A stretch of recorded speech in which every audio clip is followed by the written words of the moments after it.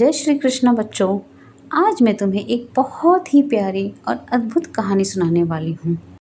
आज हम सुनेंगे उस दिव्य कथा को जिसके स्मरण मात्र से हृदय प्रेम और आनंद से भर जाता है।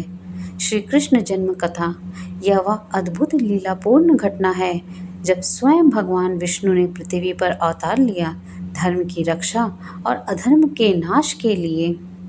बहुत समय पहले मथुरा नगरी में अत्याचारी राजा कंस का शासन था। वह अपनी बहन देवकी से अत्यंत प्रेम करता था, लेकिन एक दिन देवकी के विवाह के समय आकाशवाणी हुई, हे कंस, जिस बहन को तुम इतने प्रेम से विदा कर रहे हो, उसका 8वां पुत्र ही तुम्हारा अंत करेगा। यह सुनकर कंस भय और क्रोध से भर गया।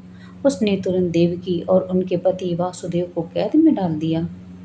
एक एक कर देवकी ने 7 पुत्र हुए, लेकिन कंस ने आकाशवाणी के भय से सभी को मार डाला।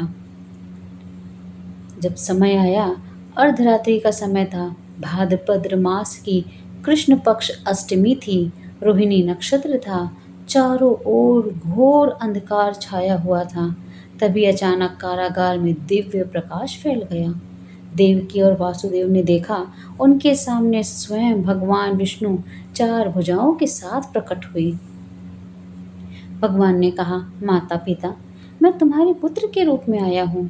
अब तुम मुझे गोकुल में नंद बाबा के घर पहुँचाओ और वहाँ एक कन्या का जन्म हुआ है जो मेरी ही योग्य माया है।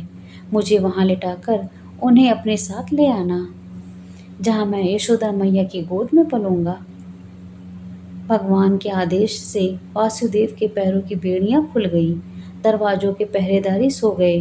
उन्होंने बालक को टोकरी में रखा और यमुना नदी पार करने लगे। यमुना जी की लहरें उफान मार रही थीं, लेकिन जब उन्होंने भगवान श्री कृष्ण के चरणों को छुआ तो वो शांत हो गई और रास्ता दे दी। गोकुल पहुंचकर वासुदेव ने देखा, यशोदा मैया के यहाँ भी एक कन्या का जन्म हुआ है। वासुदेव ने श्री कृष्ण को वहां सुला दिया और कन्या को लेकर मथुरा लौट आए। सुबह होते ही जब कंस को यह समाचार मिला तो वह 8वें पुत्र को मारने के लिए दौड़ा आया। उसने देखा कि पुत्र की जगह कन्या का जन्म हुआ है। उसने कन्या को उठाया और जैसे ही पत्थर पर पटकना चाहा, कन्या हाथ से छूटकर आकाश में उड़ गई और महायोग्य माया का रूप धारण कर बोली, अरे मूर्ख कंस, तुझे मारने वाला तो कहीं और जन्म ले चुका है। यह कहकर योग्य माया अंतर्ध्यान हो गई। इस तरह श्री कृष्ण भगवान का जन्म हुआ, जो आगे चलकर कंस के अत्याचार से पृथ्वी को मुक्त करेंगे और धर्म की स्थापना करेंगे। जय श्री कृष्ण। तो बच्चों, इस तरह नन्हे कान्हा गोकुल में आ गए, जहाँ सब उन्हें बहुत प्रेम करते थे। उन्होंने आगे चलकर बुरे राजा कंस का अंत किया और सबको सिखाया कि हमेशा अच्छाई की ही जीत होती है। सच बोलना और सबके साथ प्रेम से रहना सबसे ज़रूरी है।